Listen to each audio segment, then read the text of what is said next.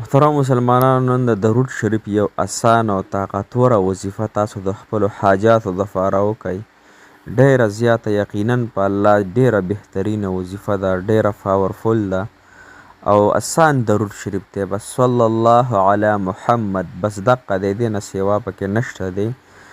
د حاجاتو دپاره داسې بهترین دی، د رحمتونو دپاره چې الله جل شانه به د باندې رحمتونه راووري، حاجات هم الله جل شانه پوره کي، بیماری هم الله جل شانه ختم کی، د دنیا او د آخرت خوشحالی برته الله جل شانه درکي، د دنیا او د آخرت غمونو تکلیفونو نه او مصیبتونو نه الله جل شانه په امن کی. محترم مسلمانانو، کم انسان چې دا درود شریف وی د دنیا او د آخرت کفایت په الله جل شانه د او فرمایي. دا مختصر دی لیکن ډیر جامع درود شریف دی محترم مسلمانانو، او دې انسان باندې به اویا دروازې د رحمت الله جل شانه کولو کی. نو هر کله چې په انسان د رحمت دروازې کولو شي، نو دا ممکنه ده چې غضب دروازې پې بندیږي او د حاجاتو دروازې پې کولاویږي، د مصیبتونو دروازې پې بندیږي. نو محترم مسلمانانو، دا درود شریف هیر نه کوئ او دا صرف او صرف تاسو شروع کوئ انشاءالله. صلی الله علی محمد، صلی الله علی محمد. بهترین درود شریف دی محترمو، راځئ دا را سره واورئ انشاءالله او عمل پې وکړو، خپلو حاجاتو دپاره یې شروع کړو. السلام علیکم ورحمت الله وبرکاتو. ډېرو محترم او قابل قدر مسلمانانو رونو خویندو او هغه مسافرو کوم چې بهر ملکونو کې ژوند کوي، پاکستان کې دی، افغانستان کې دی، هر ملک کې چې دی، الله جل شانه دې ورته ډېرې خوشحالۍ د زړه ورکړي. الله جل شانه دې ورته دنیا و آخرت خوشحالۍ ورکړي او الله جل شانه د دې وظیفې سره ستاسو حاجات پوره کړي. ډېرو محترم مسلمانانو، نن زموږ بهترینه وظیفه درود شریف ته. درود شریف محترمو ډېر زیات فضیلتونه دي، کم مرته بیانوم، خو مختصره دی درود شریف تعریف ته کومه چې دا درود شریف د کومو حاجاتو دپاره ویلی کیږي او د دې درود شریف فایده څه ده محترم مسلمانانو.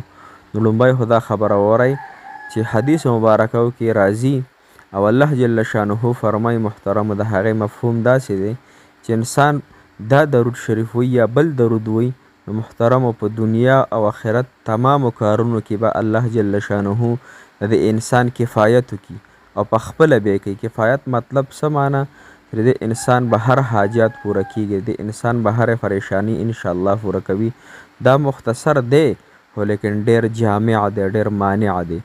نو امام عبدالوهاب شعرانی رحمت الله علیه فرمایي کنه، بیان کړي دي چې جناب محمد رسول الله صلی الله علیه وسلم فرمایلی دي چې کم انسان دا درود شریف وی، نو الله جل شانه به د انسان باندې اویا دروازې 70 دروازې د رحمت کوله وکړي او د خلکو په زړونو کې به د محبت واچي محترمو. او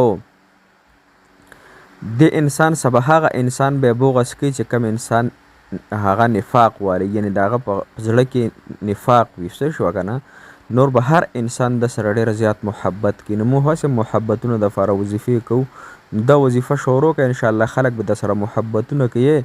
خلک چې دی نو ستا نوم چې اخلي نو ګوته به پخلی کوي، دومره مینه به در سره کوي انشاءالله العزیز.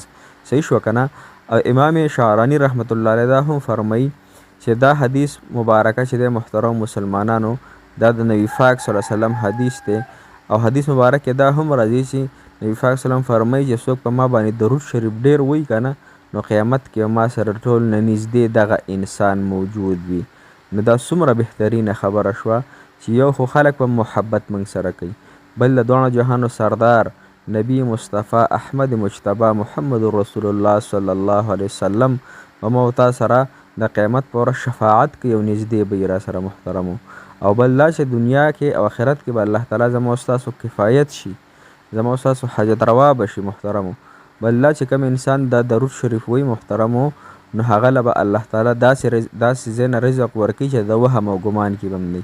نو اوس د دې طریقې سره د محترم مسلمانانو دا درود شریف په صلی الله علی محمد دا به تاسو زر فیرې وایې، زر فیرې به وایې په تسبو باندې او د زړه په یقین او د زړه په سوچ سره به وایې روزانه چې او هر ټیم کې دا تاسو ویلی شئ.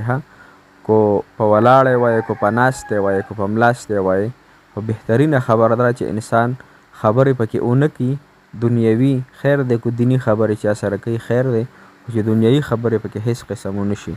انشاءالله العزیز محترم او ډېر زیات بهترین دی.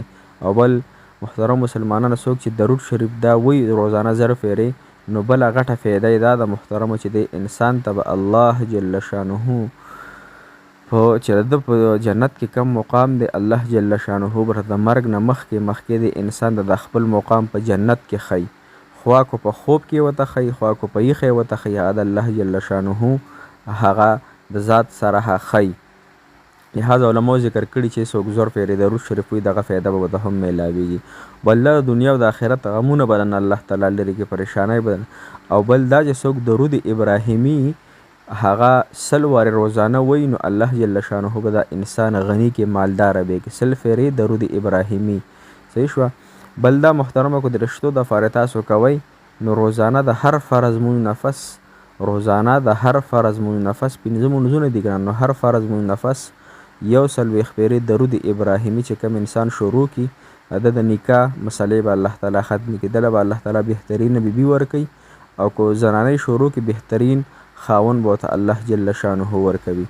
لهذا د خپل رشتو د فارم شروع کو، د خپل حاجتونو د فارم شروع کو، او د رحمتونو د فارم شروع کو. ان شاء الله عذابونه به الله تعالی ختم کړي او ټول خوشحالي به الله جل شانه مو تاسو ته راکړي. ان شاء الله ما عاجز ګناهګار ته هم دعاګانې کوئ چې الله جل شانه زمونږ حاجتونه پوره کړي. مو هم دعاګانې کوو، ګل په ورځ مدرسه کولاویږي ان شاء الله دعاګانې به راته کوو، تاسو موږ ته کوئ. الله مو د زړه مرادونه حاجتونه پوره کړه. جزاک الله خیر احسن الجزاء فی الدنیا والآخرة.